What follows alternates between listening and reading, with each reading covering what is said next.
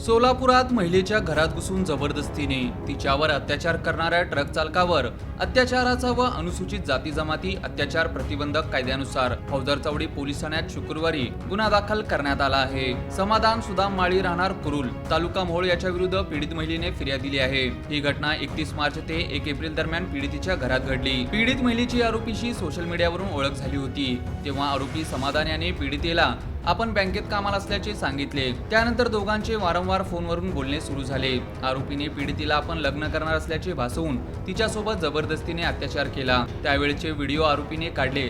त्यानंतर झालेल्या वादामुळे पीडिता ही आरोपीपासून दूर राहू लागली। 31 मार्च रोजी रात्री 10 वाजण्याच्या सुमारास आरोपी हा पीडितीच्या घरी येऊन पैशाची मागणी करू लागला। पैसे न दिल्याने समाधान हा पीडितेला मारहाणही करू लागला।